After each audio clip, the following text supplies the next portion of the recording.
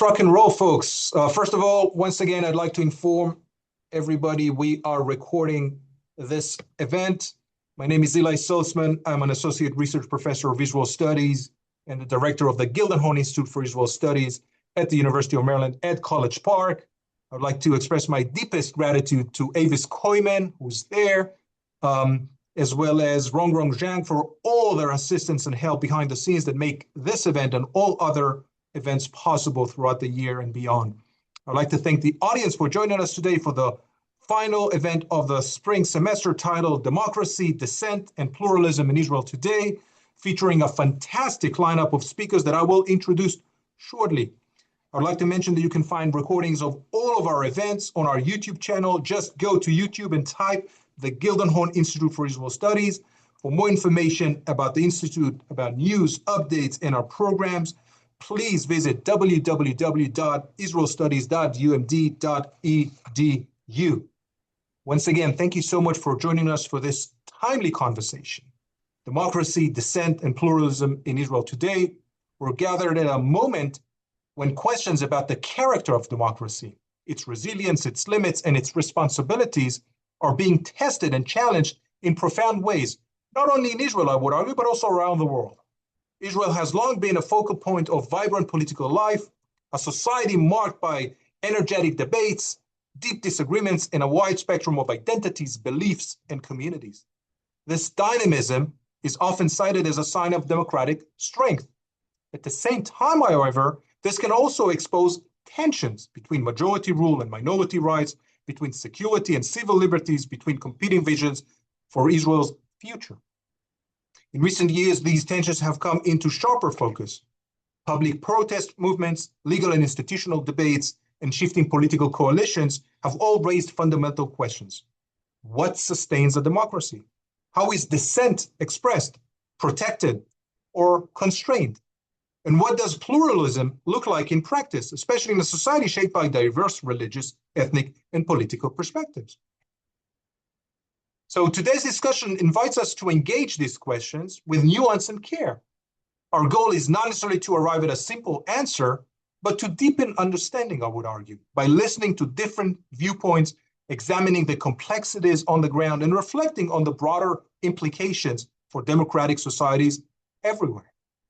We're fortunate to be joined by speakers who bring a range of expertise and lived experiences to this conversation. And it is my pleasure and honor to introduce today's speakers, plural. Dr. Thayer Aburas is the director of the Center for Co-Nationalism at the Van Leer Institute in Jerusalem. He's an expert on political identity in Israeli politics. Dr. Aburas completed his PhD at the Department of Government and Politics at the University of Maryland. He's a Terp, always will be. In 2025, he has extensive experience in Israeli civil society, having worked for Musawa, the Advocacy Center for Arab Citizens in Israel, the EU delegation to Israel, and Sikui Al-Fok, an Arab Jewish organization aimed to enhance the civil rights of Palestinians in Israel. Dr. Liron Lavi is a lecturer at the Department of Political Studies at Bar-Ilan University. After completing her PhD at Tel Aviv University in 2017, she became a lecturer and research fellow at the Nazarian Center for Israel Studies at UCLA. Dr. Lavi's research interests include Israeli politics, elections, representation, and democracy. Very, very relevant, of course. Dr. Gail Talshir is a senior lecturer in political science at the Hebrew University of Jerusalem, where she teaches and researches Israeli politics, democratic theory, party systems, and political ideologies. She received her doctorate from the University of Oxford and has held visiting positions at institutions including the Nazarian Center at UCLA. So there's an overlap between these experiences there. You can find more about the bios of these fantastic scholars on our website. As for today's format, each speaker will have about 10 minutes to offer their opening remarks, and then we will move to a more conversation-like interaction among the four of us. To the audience, please type your questions at the bottom of the screen. There's a Q&A box that you can find there, or a chat box, whatever works for you best. You can also, because it's a Zoom, you can raise your hand and ask questions. Just make sure that a question is a sentence with a question mark at the end. Comments are welcome, but very short ones. I want to allow as many people as possible to partake in this. Let's start with our first speaker of this panel, our former very own, Taylor Boas. The floor is yours, my friend. Thank you very much, Eli, and it's a great honor to be with you. Honestly, I've done a few webinars over the last year, but without a doubt, being at my alma mater, I just wish I was with you guys physically. But it's a great honor nonetheless. So thank you for inviting me. The truth of the matter is, when I was thinking about today's topic, I couldn't help but think about one phenomenon that has been taking place in Israel for many years now, but in my opinion, it has reached its peak over the last 4 years during the tenure of this current government, and that is institutional erosion. So I would want to make the argument that the unifying theme for Israel's challenges over the last 4 years is institutional erosions. We cannot understand contemporary Israel without understanding how the state apparatus basically has changed from a system based on checks and balances to maintain a largely democratic and largely liberal order for the Jewish citizens of the country, first and foremost, and the breadcrumbs for the others. But at the end of the day, there was this attempt, at least, to have this order that is based on a liberal and democratic ethos. And now the system is slowly starting to move towards a system based on partisan domination, where one group, basically, whether it's an ideological group, an alliance of different cleavages, come together to create the system of domination over the others and basically change the rules of the game, in a sense, to create a new rules-based order for how is the Israeli system, Israeli democracy, Israeli pluralism works, who is and isn't allowed to take part in that game. This phenomenon of state of erosion did not begin after the last election in 2022, but it reached its pinnacle after that election, when the center-right coalition, or the pro-Netanyahu coalition, was able, after 3 years of deadlock, to basically reach a 64-seat majority. Now, obviously, the highest form of institutional erosion took place during the judicial overhaul from roughly January till October of 2023. The overhaul was not defeated. The judicial overhaul was not defeated, as some might have come to think, but it was actually postponed due to October 7th, and then the wars that have taken place ever since. And I do believe that if the current coalition succeeds in winning a majority and then reforming again as the next coalition, I believe the judicial overhaul will come back to dominate public life in Israel for this foreseeable future. But just to give you an example of how deep institutional erosion is in Israel and how it has affected the lives of Israelis throughout the last few years, I just want to go through a few examples from the last 3 years, basically. So this is a phenomenon that has been taking place, but it has reached its pinnacle, as I said, during the tenure of the last government, the current government, and just a few examples. So let's begin with the October 7th massacre. So for the first few days since the massacre, once it occurred, state institutions basically went missing.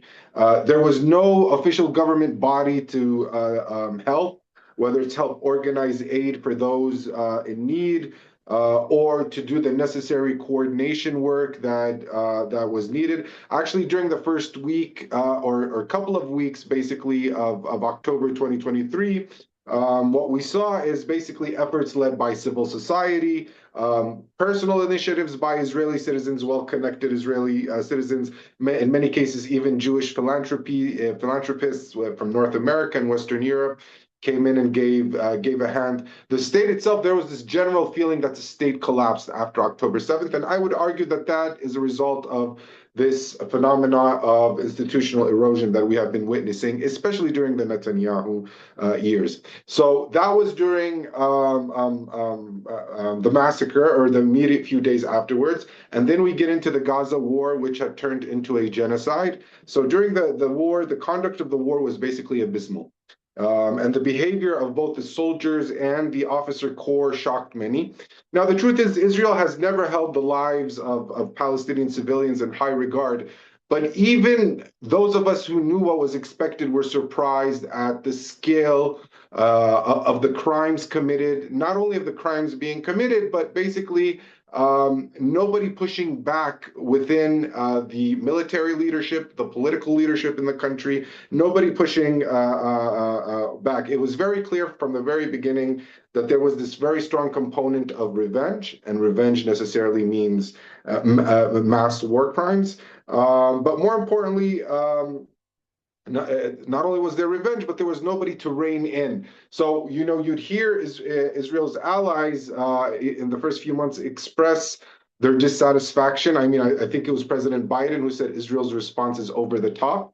That was being very American, being very politically correct. But I think his true frustration was not only that, but that there was nobody in Israel to prevent this over the top response, as he called it. So when you look at Israel's standing today, not only amongst its critics or its detractors or even neutral folks, but even amongst its supporters, you see this retreat, and a lot of it has to do with the conduct of the war, which again is a result of institutional erosion. Nobody there to make sure common sense prevails in how Israel responds during this war. But I think the debate following October 7th is the most important, that shows how deep institutional erosion has taken place in Israel. And I think the best example for that is the debate taking place in Israel today over the inquiry commissions, as it's known. So the leaders of the opposition and public opinion in Israel, according to most polls, show that Israelis are interested in what is known as a state inquiry commission, while the government and its supporters are interested in a government inquiry commission. Now, for those of you that don't know, a state inquiry commission is led by a judicial body that, while it does not have official authority to fire individuals, its ability to criticize and supervise more freely is much greater than a government inquiry commission. State inquiry commissions have happened in the past. Whenever there was a big disaster in Israel, it was usually state inquiry commissions that would inquire basically to what exactly happened. So take the 2006 war with Lebanon, the Second Lebanon War, or the 1973 Yom Kippur War. And as a result of these wars, basically, you would have recommendations that brought down very high-level officials. I mean, the most basic and most famous example is the Kahan Commission of 1983 that recommended that the then defense minister, Ariel Sharon, be fired for his responsibility during the Sabra and Shatila massacre, even though the IDF didn't commit that massacre, at least not directly. Now you have a case where you have October 7th, where I think everybody would agree it's a few times more a much bigger issue than Sabra and Shatila for the Israeli public, and you have the government basically demanding, we don't want a state inquiry commission, we want a government inquiry commission where the government will be able to basically fill up, it could have some of its allies, it could bring in people that it wants to fill up that commission for the sole reason of blaming the military establishment in Israel for the events of that horrible day. This is something that, I mean, surprises everybody because, the very basic context and based on precedents in Israel is that when such an event happens, the highest level of investigation would take place, the highest, most professional forms of investigation and inquiry would take place. But the government has become so strong and it has become so uninstitutional in the way it behaves that it is trying to push this down everybody's throats. It's not by chance that Naftali Bennett, the main contender to Prime Minister Netanyahu, has promised that his number one promise in this election is if he's elected, he will implement a state inquiry commission, basically, because this has surprised everyone. The government's behavior and conduct on this matter in particular have as I said, surprised many, and it has come to show how how Israeli governments under Netanyahu have come to treat basically the law, how they come to treat traditions, political traditions in Israel that are supposed to be in line with more democratic and liberal, the democratic and liberal order of things. We also see erosion of state institutions in the crime pandemic that we're facing in the Arab community in Israel. Now, the year 2026 is going to be the year with the highest homicide rates in the Arab Palestinian community in Israel, but in Israel overall, because we're also starting to see a moderate yet a significant rise in murder and homicide rates, even in the Jewish community itself. There's even a chance that the homicide deaths will surpass 365, meaning on average one murder a day in Israel. And yet there is no serious attempt by the government to implement policies that would deal with this phenomena. I mean, if you look at the data, it's truly surprising. Nearly 90% of murder cases go unsolved in Israel today. The prosecution succeeds at less than 20% of convicting murderers. So this is not only an issue that has to do with the police and the inabilities of the Israeli police force, also other state institutions such as the prosecution are also failing.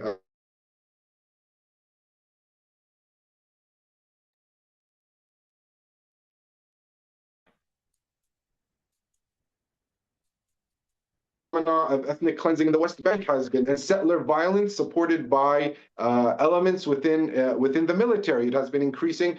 Prime Minister Netanyahu has promised that he'll rein it in, but he hasn't been doing so. He hasn't been doing so particularly because there are elements within his government that support, aid, and abet such attempts. There's clear attempts at ethnically cleansing Area C at the moment. It has some success, unfortunately. Even the Israeli media, which is supposed to be the watchdog of Israeli democracy, they tend to call these phenomenon Jewish terrorism, when in reality it's not Jewish terrorism because it's aided and abetted by the Israeli government, at least elements in the Israeli government. This is Israeli state terrorism against population, the Palestinian population in Area C that is not only does not have citizenship, but is under the full military, supposedly under the full military protection of the Israeli military and the Israeli state. Just yesterday, a high-ranking officer in the Israeli military admitted that soldiers cannot shoot settlers who not only attack Palestinians but attack Israeli soldiers themselves for sociological reasons, as he called it. So for sociological reasons, you're unable to attack an Israeli settler who's committing a crime, while when Palestinians are using violence, whether against settlers or soldiers or anyone else, obviously Israeli soldiers are encouraged to engage that Palestinian. So when it comes to Palestinians, you must engage. When it comes to Jewish folks who are doing the exact same crime, you're not supposed to do anything for sociological reasons. And that says a lot about where state institutions are. Now, just very quickly, I know I don't have a lot of time. This is where institutional erosion meets the upcoming elections, because 2026 is an election year in Israel. And this election is probably the most consequential of the country's history. I know before every election, politicians say this election is the most consequential election, but I believe this election truly is the most consequential, because if the current coalition succeeds in retaining power, then I think we have truly crossed the Rubicon when it comes to institutional erosion and this formation of a new way of doing things in Israel. So how institutional erosion can come into play? Well, first of all, we could see attempts to suppress Arab votes. There's many ways of doing so, whether it's through intimidation of Arab voters, whether it's bringing in far right-wing elements into polling booths that are Arab majority. There are attempts right now at organizing settlers what is known in mixed cities as the Torah nucleus youth, who are far right-wing youths who intimidate Arabs in mixed cities in Israel to prevent them from going out and voting. There might be attempts at disqualifying Arab parties, especially the Belat party, which every single election cycle there are attempts to disqualify them. But with the Supreme Court becoming more and more right-wing, the chances of that increase. Even though one must say over the last 4 years, at least, the Belat party has tried very hard to not be provocative, as it's known in its public discourse. There are also other suppression tactics. I was actually in a study group with Professor Hanan Meltzer, who is the former deputy head of the Israeli Supreme Court, and he was also head of the Israeli Election Committee in the past. And he, for example, said that about 40% of Arab voters have old ID cards. Now, in Israel, if you know a thing or two about Israel, over the last 10, 15 years, there has been reforms regarding ID cards. Many people have more up-to-date ID cards, Arab citizens being the weakest link in society. Many people in this community in particular did not, opt in for their for new ID cards, and they still have their old ones, which are less technological, I guess. And he pointed out that the government might try to use this as an excuse to prevent people from voting. Now, according to the law, they can't prevent them from voting, but they can make their life a little bit harder at the polling booth. And if you're not willing to stand for 10, 15, an extra 10, 15 minutes, you might just want to leave the polling station, for example. And finally, the last tactic, which I think we just got another example of a few hours ago or today, is to try and dismiss the election results, especially if the Ra'am party is the party that takes the opposition above the 61 seat threshold. Just today, Bezalel Smotrich, the Minister of Finance, said a truly, in my opinion, disgusting comment when he said that Ra'am, or an Arab party joining the coalition, would be worse than October 7th.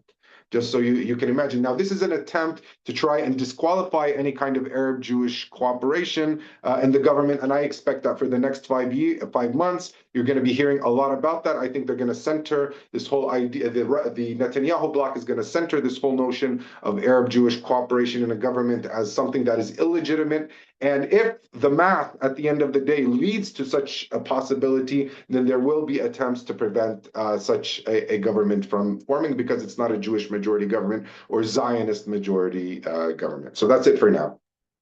Thank you so much, Thayer. Liron Lavi, Thayer kind of focused on the institutional erosion. How do you frame the title? How do you frame the content of this event, of this conversation? Well, thank you, Eli. First of all, thank you for having me here. I'd like to kind of try and draw an arc, if you will, of Israel democracy, where it has been in the past 4 years or so. Where are we now, and where this Israel democracy may go after the election? Which I totally agree with Taya that they are crucial. All elections are crucial, and but this one in particular. So, as we all know, and I just described very well, since January 2023, Israel has lived through its most serious constitutional crisis in its history. When the government was elected at the end of 2022, launched this coordinated, explicit effort to restructure the relationship between the branches of power and delegitimize check institutions. So the court was very prominent, but also the press and civil service, all the checks and balances. And now with the election due no later than October 2026, possibly earlier. I heard some rumors about September 1st. I don't know. Israel approaches this pivotal moment where the ballot box will determine who governs, but what it will not determine is whether the damage done to democracy and democratic institutions will get repaired, and if so, how? And this is the question I want to explore today: how deep the damage actually goes, what the comparative experience of other democracies that face similar crises can tell us, and what strategic choices a new government would actually face on the morning after a potential change of power. So let's begin with what we know. The one thing that we know is the scale of what was attempted over the 3.5 years cannot be overstated. in a project of my colleagues and mine, Gail included, we examined coalition-sponsored legislation and found close to 500 anti-democratic bill proposals by this coalition until March 2026, and we still have a Knesset term to go before the election.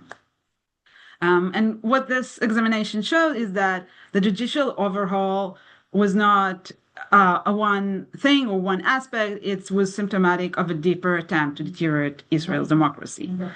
And October 7 interrupted, at least temporarily, to this agenda, but it did not end it. And if anything, it provided cover for the continuation. And while the attention of Israeli public was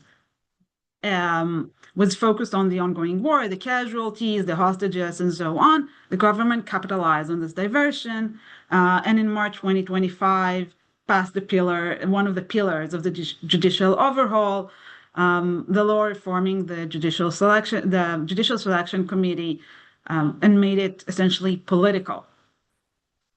And what makes it particularly acute in the Israeli context is that Israel lacks several traditional checks and balances. As you may know, it has no written constitution, no second legislative chamber like in the US, no federal system.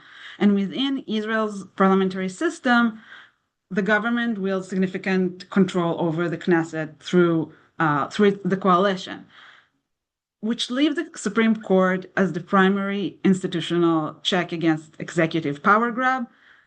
Once you reform the court, there's essentially nothing left. That said, this democratic backsliding attempt was not limited to judicial institution or to the Supreme Court. Those legislative proposals also undermine civil service, free media, critical journalism, human rights, religious freedoms, education, academia, even election rules.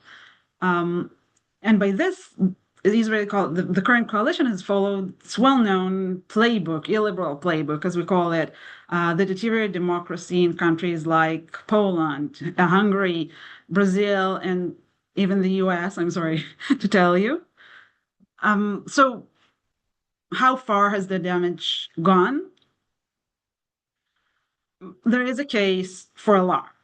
10% of the anti-democratic legislation is already in the books, including this Judicial Selection Committee law that I mentioned, and other legislation targeting the other fronts, the civil society, media, education, human rights, etc. Some of it has passed, some of it is still advancing, and as I said, we still have a term to go, the final term. We expect this to go full on. The government rhetoric has shifted. We see delegitimization on a daily basis. Netanyahu himself on the Knesset floor has tied between the deep state and mainstream media, a language borrowed directly from this illiberal playbook. Channel 14, the TV channel, for those of you who may know, which is a government-aligned partisan media outlet, very similar to what we have seen in Hungary. Key appointments that have made, so the case for alarm is clear.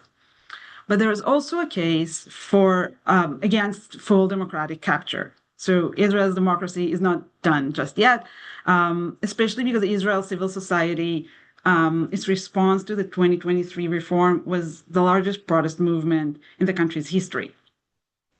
And it included the high-tech sector, the medical profession, senior economists, elite military reservists, but most importantly, hundreds of thousands of Israeli citizens that took to the streets week after week, sometimes day after day in protest.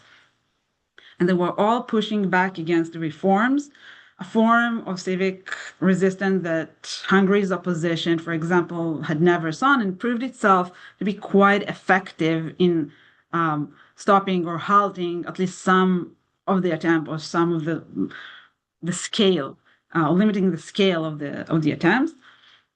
So the bottom line is that the institution are better, as Sari just described very clearly, but are not broken just yet. If I may provide a bit more cautiously positive perspective. And the spirit of Israeli civil society is still strong. So the window for reversal is still open, but it will not stay open indefinitely, which brings me to what will come next. Because the 2026 election are widely considered to be a referendum about Netanyahu, as all Israeli recent election has been, but also his handling of October 7 and the wars in Gaza and Lebanon and Iran, which took place during a period of intense polarization that Netanyahu himself had a very crucial role in. The Bennett-Lapid new Together alliance leads in the polls. The opposition bloc is pretty consolidated. But the election will not by themselves resolve Israel's democratic crisis, right? Even if the government is replaced.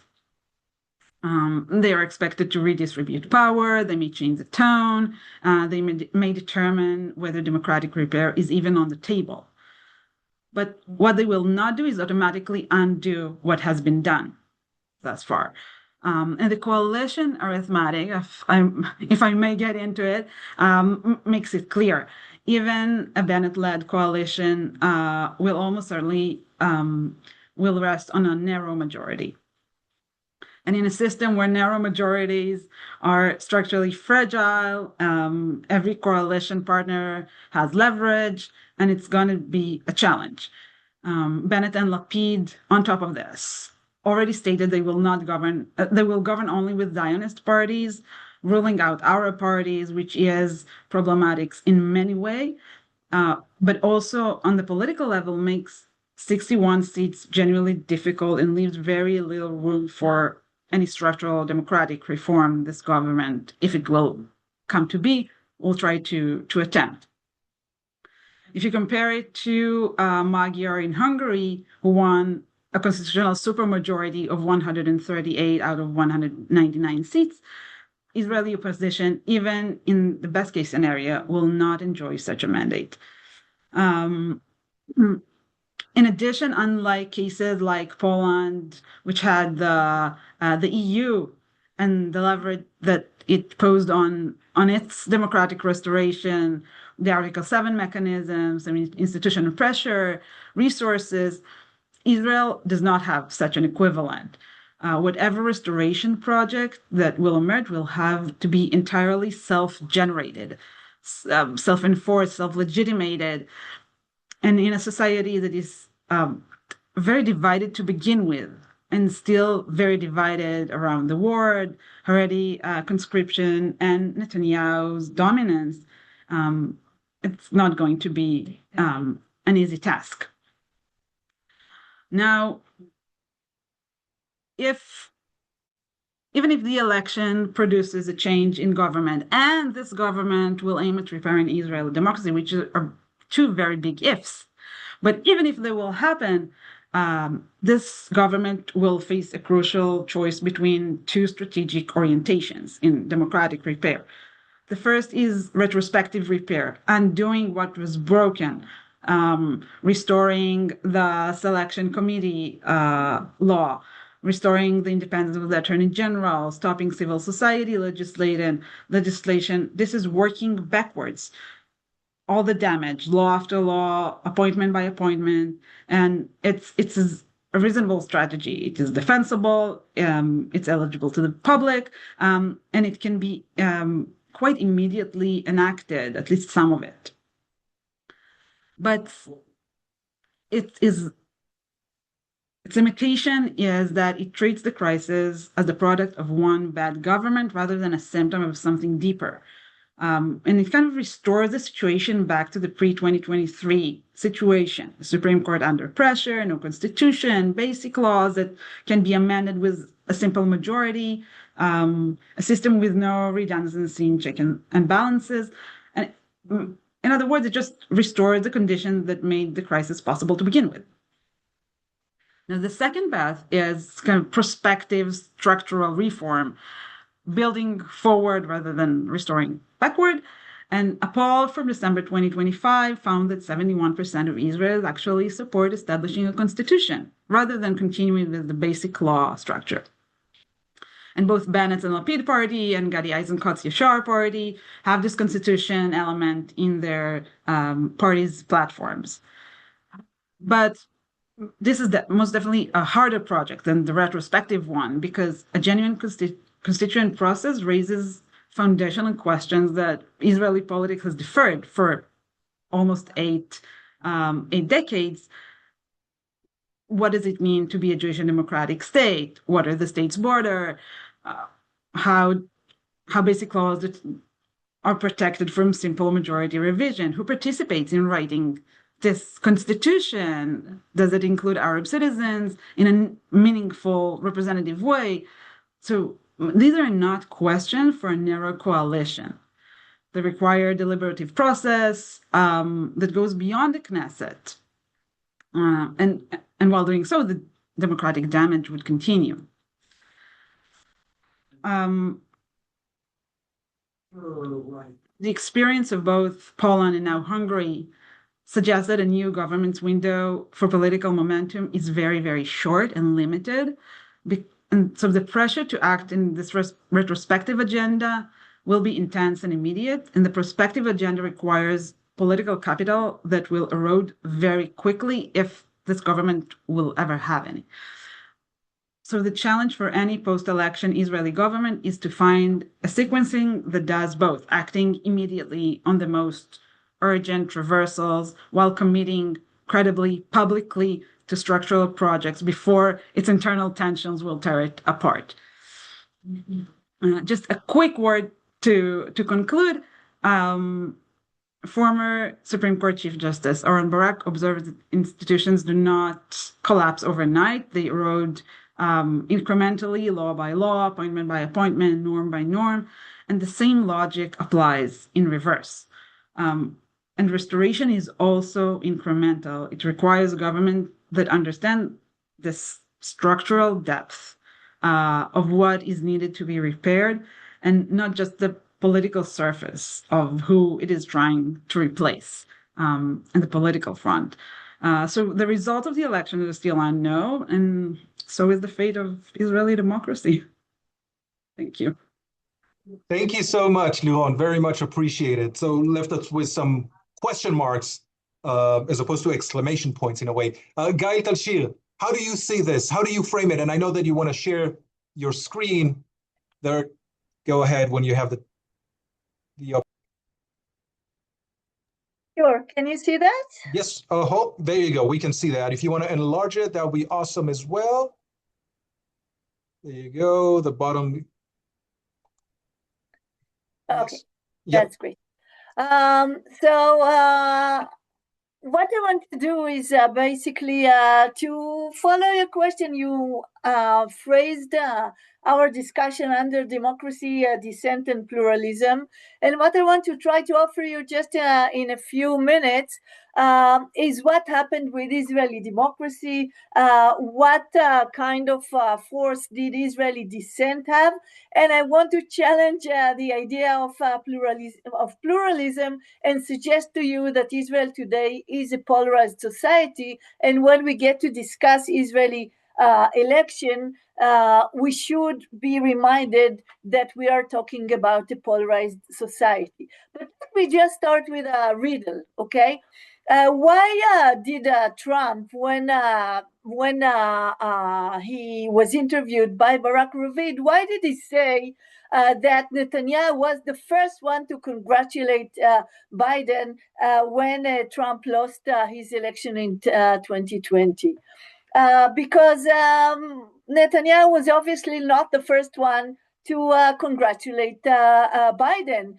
In fact, Netanyahu waited and waited and waited for many, many hours, and many leaders picked the phone and congratulated Biden before him. But the reason I think Trump was saying that Netanyahu was the first is because Trump and Netanyahu are part of a populist gang who lived together a transition from liberal democracies to populist authoritarian regimes, and they shared the same project. Now, Israel's elections, we had 5 such elections between 2019 and 22.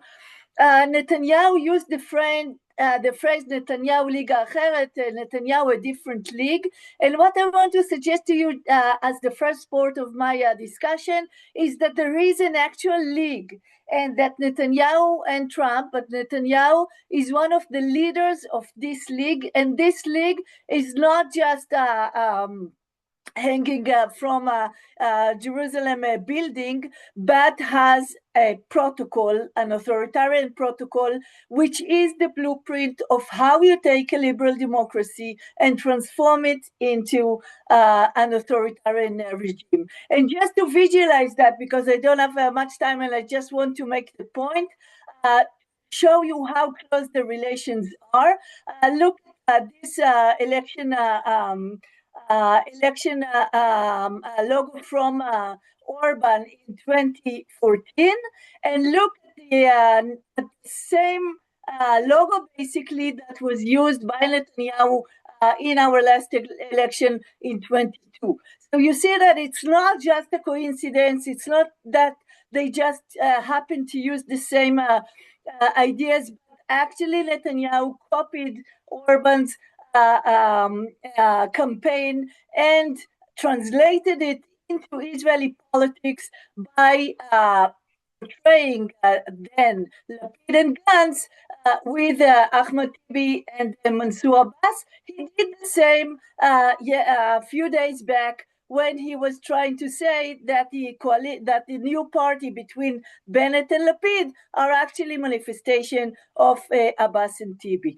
So these recurring themes are part and parcel of how these leaders work.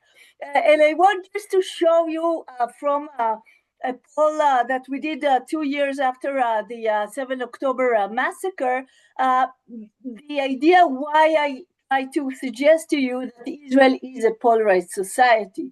So when we ask the question, has the war united or divided Israeli society, you can see that by the end of October 23, just 3 weeks after the massacre, 77% of Israelis said that Israel is more united.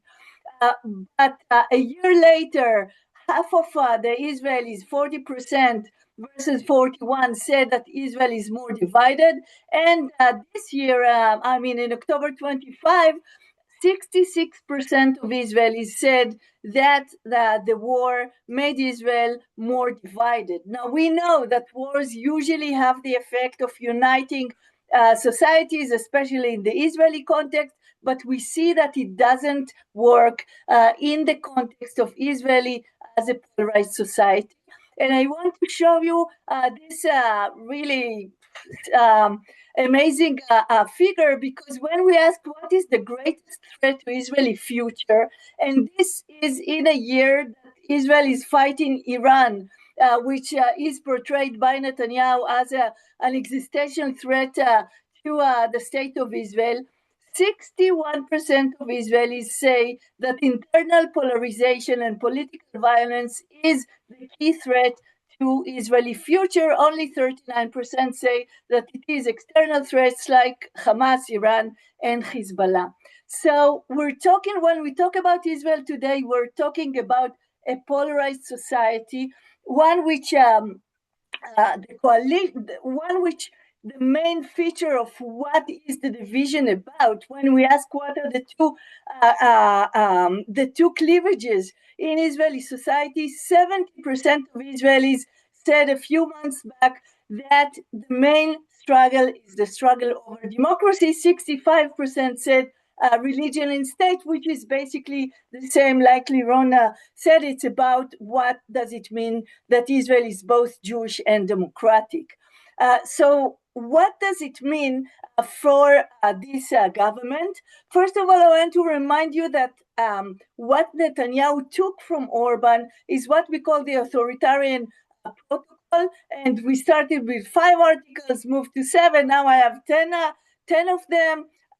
You know all of these points because you know it from Trump, and you know it from Urban, and you know it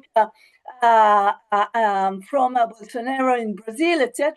The erosion of the judicial system, taking over the media, manipulating electoral rolls, politicization of public administration, and going down the line.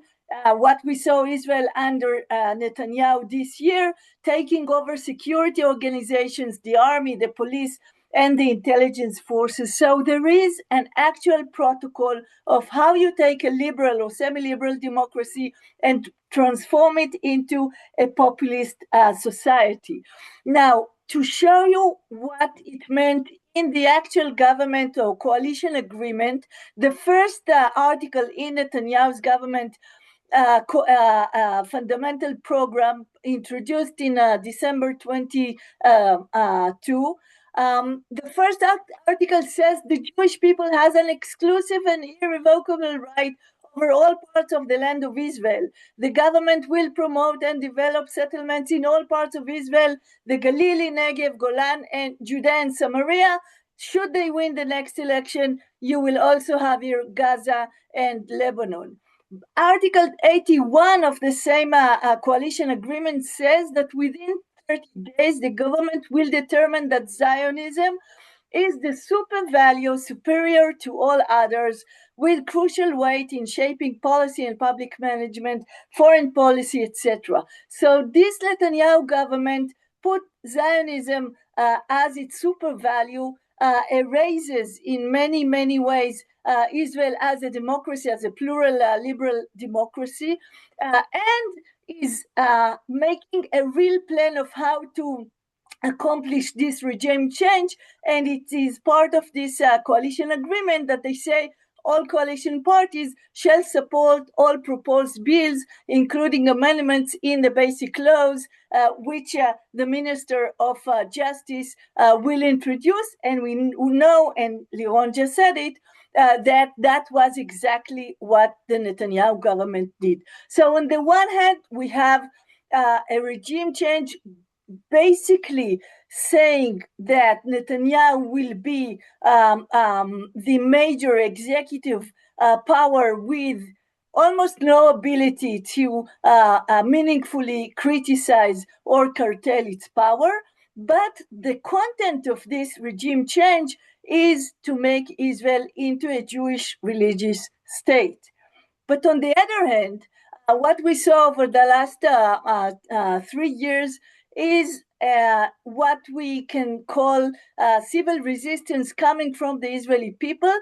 And I want just to conceptualize it as a near-miss democracy. This is, of course, the conceptualization that came from Ginsburg and Chaka in 2018. But their main idea was that over the 20th century and the beginning of the 21st, there were only 3 cases of states that their democracy was threatened, and they overcame the threat so that it remained a democracy. And I want to suggest to you that Israel is such a case.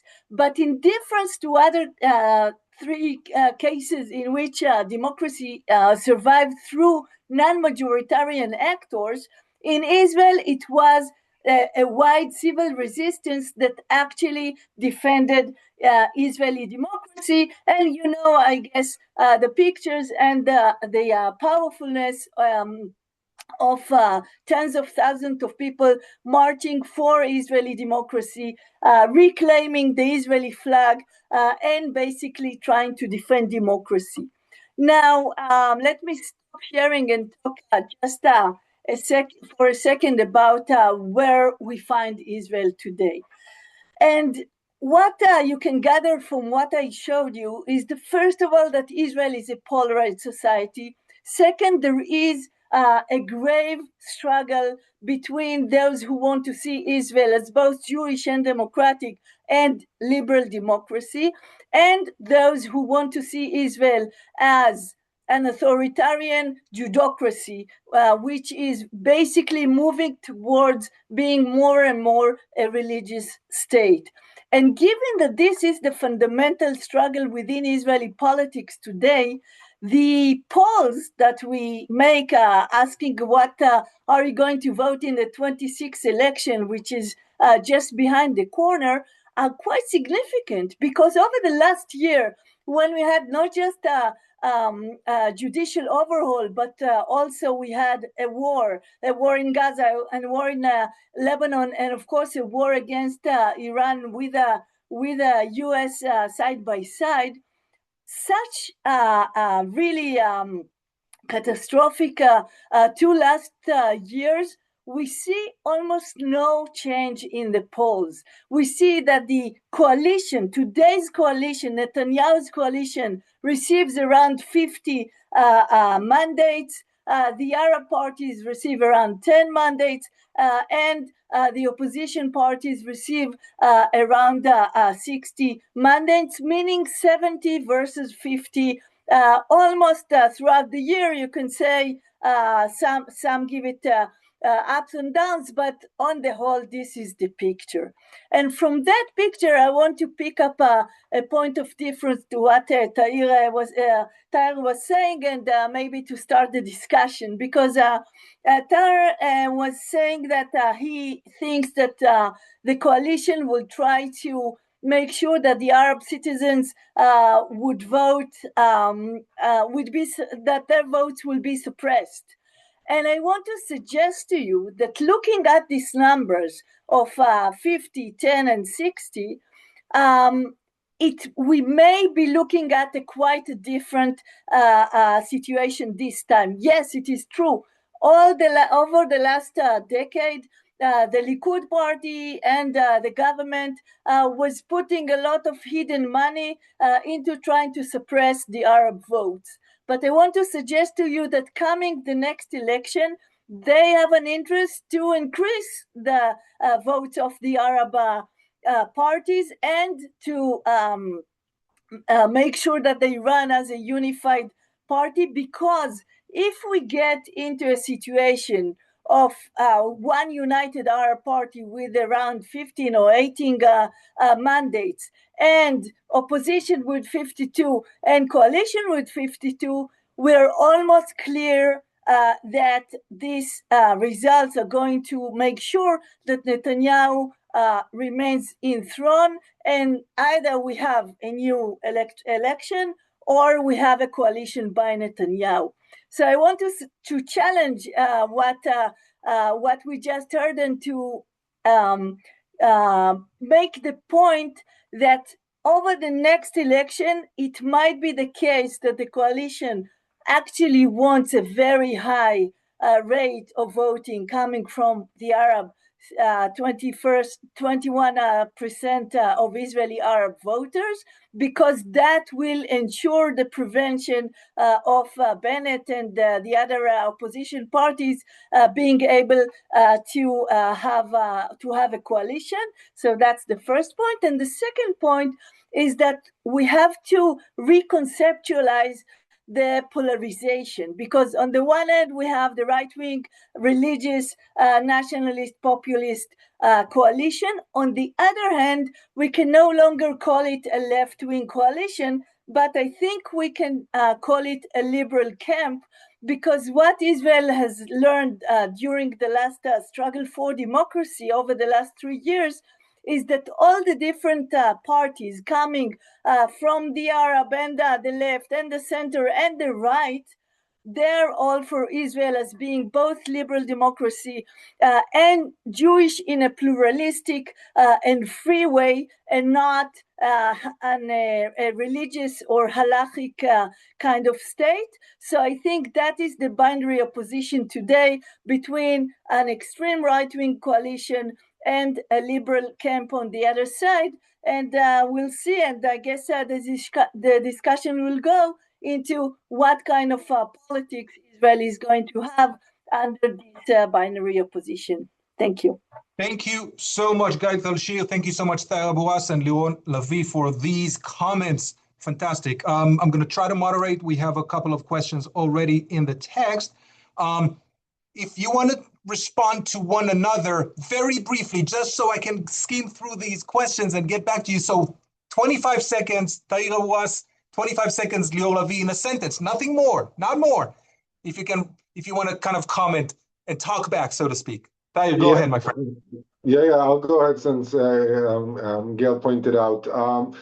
I mean, look, there are many scenarios that can take place with this upcoming election. Actually, the most famous pollster in the Arab community, Yusuf Makladi, showed a poll where actually, if the joint list is created, or if it's reformed, if it comes back together again, then actually he did a poll for the entire population in Israel, and he saw that basically 2 mandates would defect from the center left or from the change government coalition into the pro-Netanyahu group, meaning that what is known as moderate right-wing voters might go back to Netanyahu as a response of the Arabs reuniting. So that is a possibility, but this is a double-edged sword, because if Arab representation increases from 10 seats to 18 seats, for example, on a very lucky day, or even 16 seats, then the Ra'am share will grow from, let's say, 4 to 5 seats from what we see right now in the polls to 6 and maybe even 7 seats. The Hadash party has already said that it wants to get rid of Netanyahu at all costs. So it's winking there that they will try to help. Even the Balad party, the leader Sami Abu Shhadi said, if we have to choose between genocide and apartheid, we choose apartheid, which is basically saying if it's between Bennett and Netanyahu and Smotrich and Ben-Gvir, we're with Bennett. So, I mean, there are many scenarios that could come into play, but without a doubt, one of those scenarios is actually Arabs uniting together could actually hurt the change coalition. That could happen. Almost 25 seconds. A bit more. Yeah. No worries. Yeah. Liron, 25 seconds or so. It's going to be quick, really. Gail said something about how stable the public opinion numbers have been over the past 2 years. And that reminded me that when Israel saw 4 election cycles in 2 years, or 5 in 3.5 years, or however you want to count it, we also saw this kind of stability. That despite the political instability, Israeli public opinion and political public opinion and voting behavior is quite stable.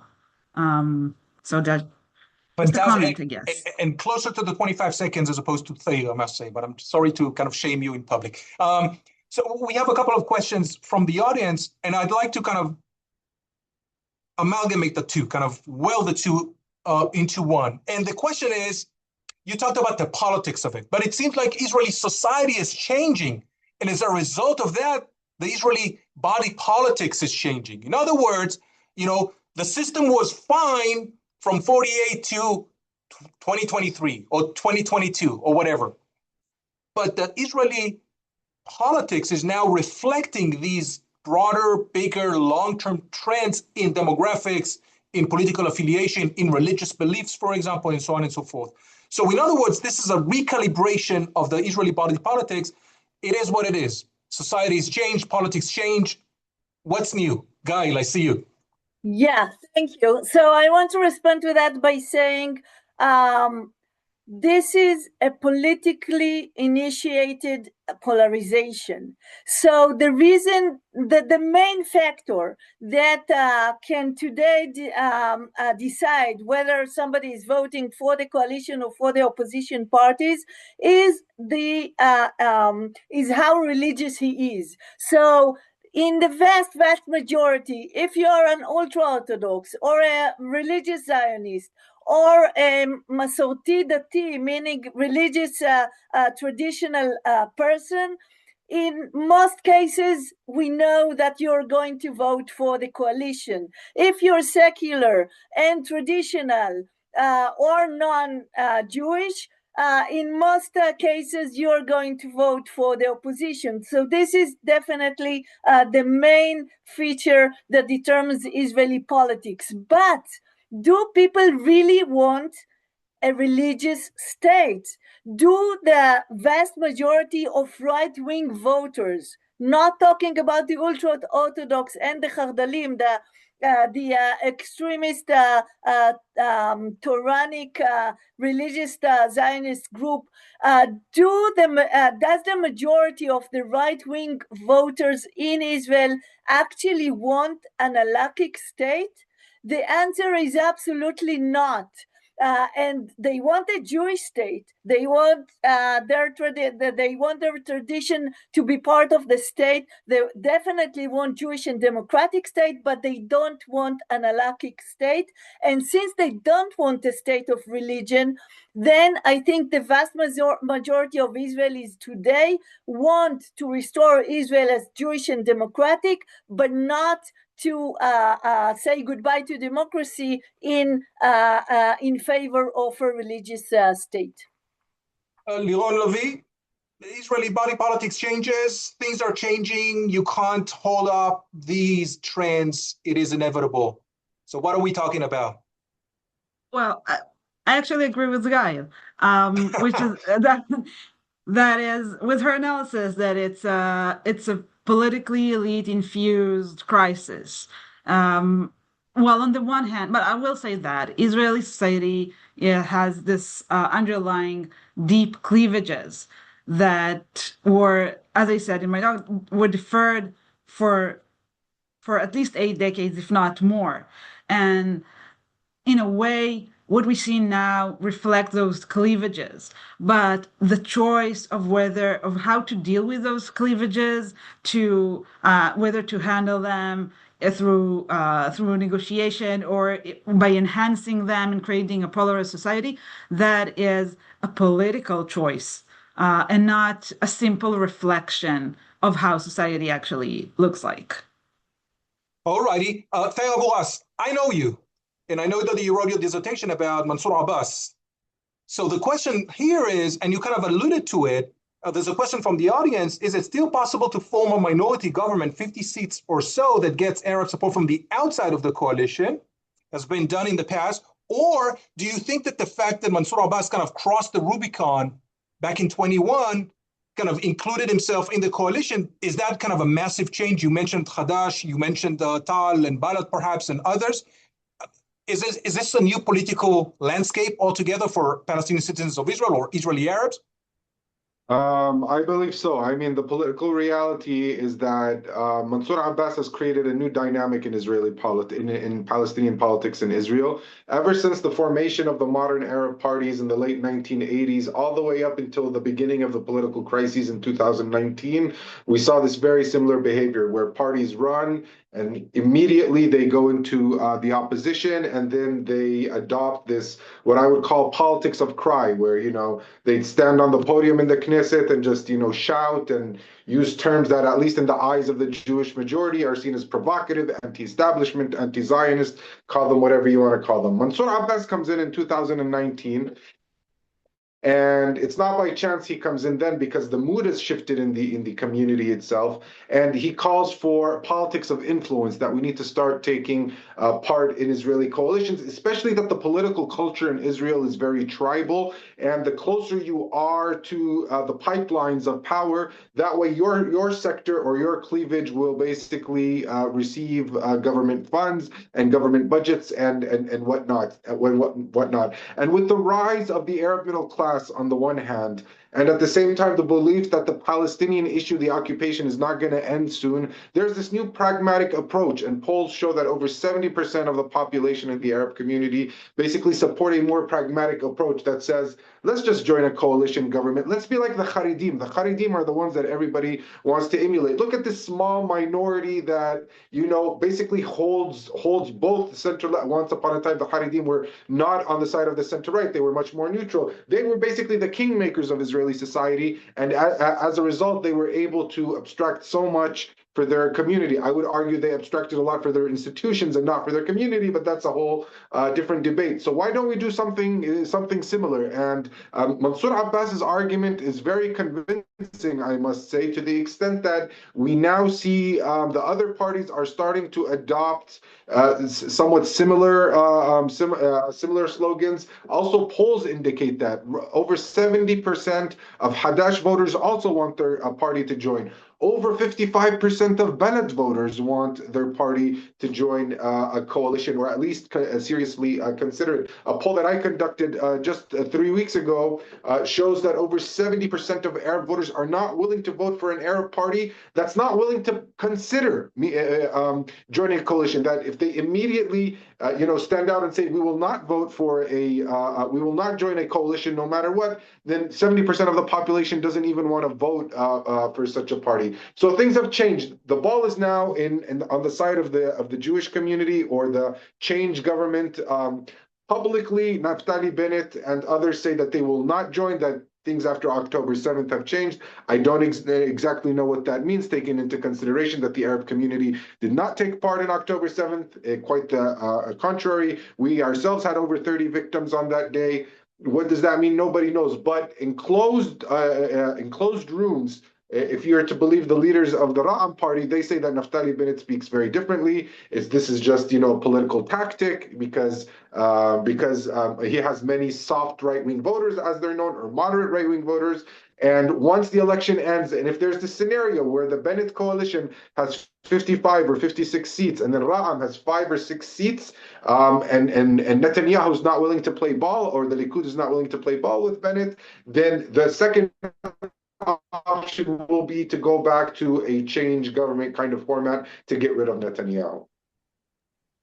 There's a question from one of our faculty, Mawa Maziad, and she's asking about the connection between domestic politics and foreign policy. I know that some of you are more political scientists than IR scholars. The Hebrew University is famous for having both departments separately. Long story, there's a sociological story behind that. But if you want to pick it up, I think that Guy just unmuted herself. Do you see that changing if the composition of the coalition changes, or is it polarizing inside, polarizing outside, same thing? Definitely, there is a strong connection between foreign policy and internal Israeli politics. It goes both ways.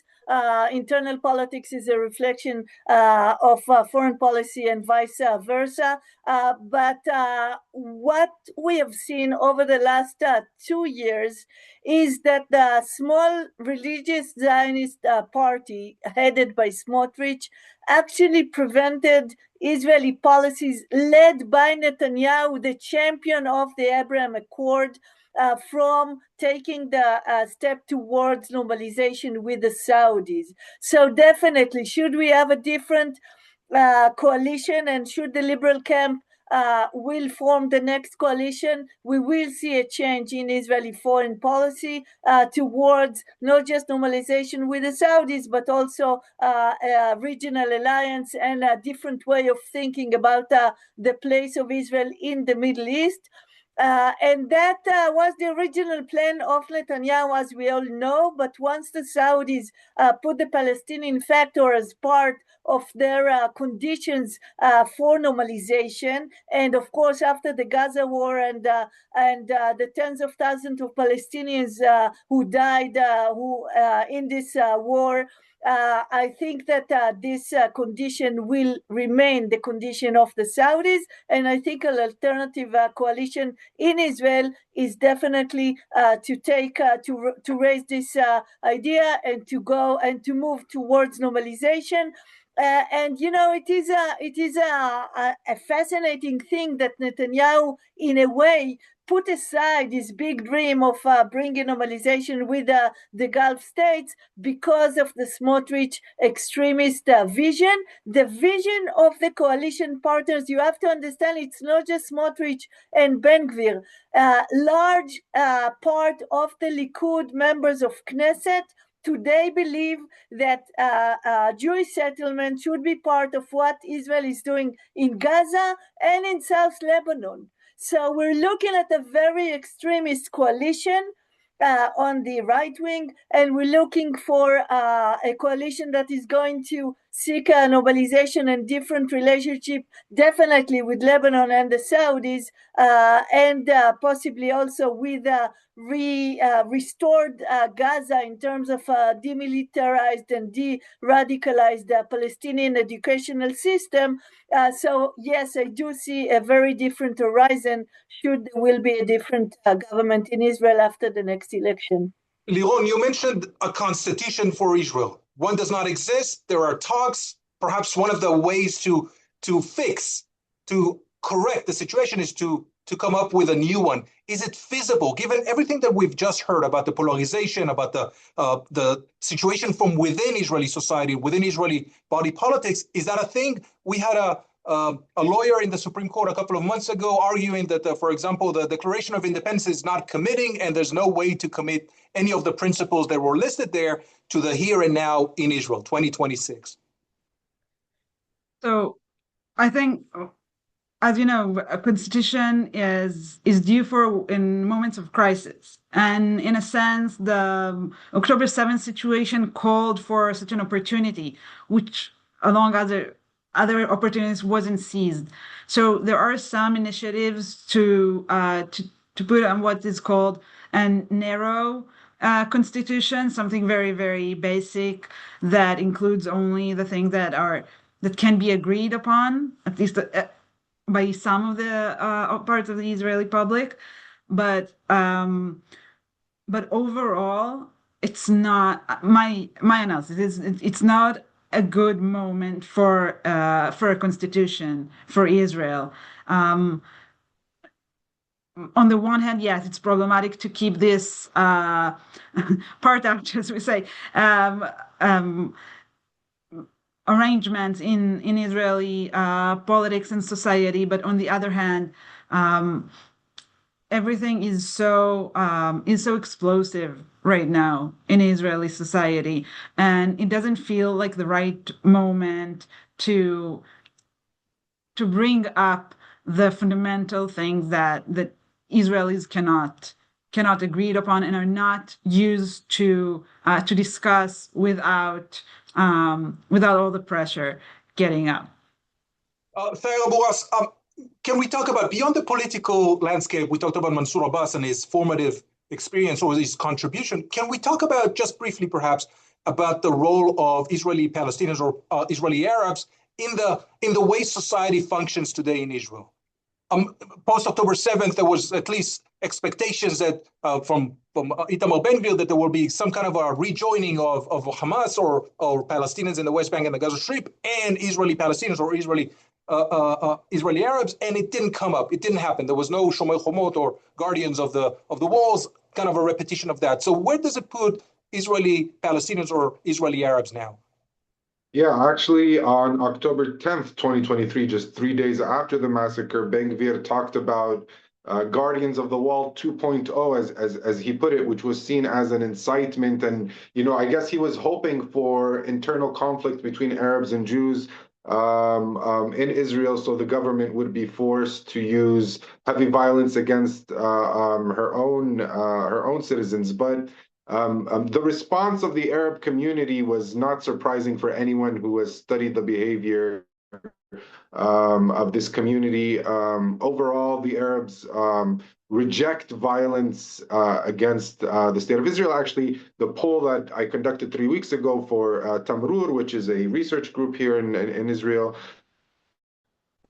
shows that over 90% of Arabs reject the October 7th attacks and the tactics used on October 7th. But at the same time, over 75% of that community blame the occupation for October 7th. So you can see here two opinions that from a Jewish perspective would probably contradictory somewhat or wouldn't be going line in line, but they actually represent very well the mainstream Arab-Palestinian opinion in Israel that rejects violence, especially violence against Israeli civilians in any way, shape, or form. But at the same time, they see the occupation as the main arbiter of violence between the river and the sea, so to speak. At the same time, this community is the one that's most supportive of the two-state solution. By the way, not only within Israeli society, but among all societies between the river and the sea. So if you add West Bankers, East Jerusalemites, Gazans, over 90%, about 92% of Arab citizens in Israel continue to support the two-state solution, even though it's lost a lot of its popularity amongst all the other cleavages, both Jewish and Palestinian, in the land. The Arab community at the same time has been growing economically. There's an Arab middle class. Over the last generation, there has been economic mobility. We've seen an extensive rise in female education and female employment. Now, this is true for all Middle Eastern societies, but in the Arab community in Israel, it's been especially peculiar because the growth has been exponential, from about 11% employment rate in the year 2000 to roughly 45% today, and it is expected to continue to grow throughout the next generation. And that also changes attitudes. And as I mentioned earlier, there's a much more pragmatic approach to Israeli politics, and a much less ideological one than there was in the past, where, as a largely anti-Zionist community, we do not want to take part in this main Zionist polity, which is the government. We prefer to be, this critical bloc. That is also changing. I would also argue that the Arab community is no longer the poorest community in Israel, which in itself is also very important. Today, that's the ultra-Orthodox Haredi community. And as such, there is this economic discourse that's taking place in the Arab community that has not taken place in the past, especially where is my tax money going? Yair Lapid became very famous in Israeli politics because he asked, where's the money? And in the past, Arabs wouldn't really care about that. Would be considered, Ashkenazi discourse. Nowadays, this is a discourse that also interests many middle-class Arab citizens, and as a result, you're starting to see a behavior that kind of conforms with that kind of interest, with being interested in these kinds of questions. So we are seeing this shift. That doesn't necessarily mean that this community is becoming more patriotic. I don't think it can be patriotic. And the changes in the Jewish society moving to the far make, at the one hand, there's this greater dissonance between both communities, but at the same time, there's this pragmatic approach to try and integrate into the economic fabric of Israeli society, because many people are able to see that there are many positive or upsides of trying to integrate into that fabric. Fantastic. Can I follow up on this? Yeah, very shortly, Gail, with your permission. Very shortly, two short points. One, the next Israeli economic miracle definitely lies with the Israeli Arab Palestinian population. So should the next government know how to invest in the infrastructures of the Arab Palestinians in Israel, this is going to be the next economic miracle of Israel. The second point, less optimistic, this coalition is going to incite against the Arabs, because this is how populist leaders work. They're going to incite against Israeli Arabs, not because of the Israeli Arabs, because this is their main accusation, that the left in Israel is siding with the Arabs, which are the enemies of Israel. So this is the construction, but this is the first time that the liberal camp can mobilize the Israeli public and the right-wing public against the ultra-Orthodox, because today, in the environment in which the ultra-Orthodox are seen as the demon, and they were not participating in the military effort and in the social and economic efforts of Israeli society. A lot of the anger in Israeli society is against the ultra-Orthodox. So in the negative campaign, we're going to see the right wing against the Arabs and the liberal camp against the ultra-Orthodox. So now it's 1:48 local time Eastern, and this is a political science kind of a conversation. So I'm going to press you guys and ask you to make a prediction about the forthcoming elections, whether that is in October or some before or after. But I want to give it a name, give it a number. Liron, we'll start with you. We'll move to Thayer, and then we'll conclude with Gail Talshir. How do you see that? Who's going to win? Is this Netanyahu again? Is this changed coalition? What's your prediction? I usually don't give predictions, especially not about election. One thing I'm willing to predict, and hopefully I'm not jinxing anything and anyone, but that we're not going to see the same coalition, not the exact same one, and it's important because it was this particular set of power that came together that brought Israeli democracy where it is now. Tahir Abu Ras, you're a political animal. You're active on Twitter or X and social media, other platforms. What's your prediction, my friend? Well, I got to tell you, throughout January and February, I was asked a lot in the media if a war will happen between the U.S. and Iran, and I kept on saying no, it won't happen. So that's my ability at predictions. But look, I will say this. History has proven that Naftali Bennett is the modern day Shimon Peres, meaning he tends to disappoint in the election booth, in the polling station. He does well in the actual polls, but when it comes to the ballot box, he does much less better. The only time he did well was in the very first election he ran in 2013. You go back to every other election he took part in, he did much less better than expected. There was even one election where he didn't even pass the threshold. So I'm not necessarily convinced that he will do well. There's even talks about Eisenkot and Lieberman coming together. I won't be surprised if at the end of the day, Naftali Bennett isn't the main contender to Netanyahu after everything is said and done. So I'll just leave it there. Fantastic. You're being very, very cautious. I appreciate that. Gael Talshir, you want to take a risk and say something more daring? First of all, I want to suggest that we haven't yet seen all the players coming into the field. So we don't know if they're going to be a proxy, so-called liberal right-wing party coming from within the Likud, which is going to support Netanyahu after the election. I can assure you that the religious Zionist who is not passing any of the polls, it doesn't pass the threshold. I can assure you that Netanyahu will make sure that it will pass the threshold, either by uniting with the Jewish power or by some other arrangement. So we haven't yet seen all the players. I will dare to say that I think that there will be an alternative coalition in Israel, and that I want to take one of the questions that we were asked and say, yes, I think this is my prediction that there will be a majority for the liberal camp, but it would not be over 61, which means that either Bennett or Eisenkot will start with a minority government, and then before the budget will make sure that Mansour Abbas and maybe some of the defectors from the Likud are going to support a greater coalition. All righty, folks. We will hold you accountable. We will see come the elections and when, of course, take our revenge. Thank you so much, Dr. Tahir Abu Ras. Thank you so much, Liron Lavie. Thank you so much, Gael Talshir. I hope you enjoyed it. We are heading towards our summer vacation here at the University of Maryland. I wish you all a wonderful, wonderful day, evening, afternoon. Take care. Stay safe. I will see you on the other side of the vacation with more programming from the Israel Studies program at the University of Maryland. Thank you so much for attending. Take care, folks. Thank you very much.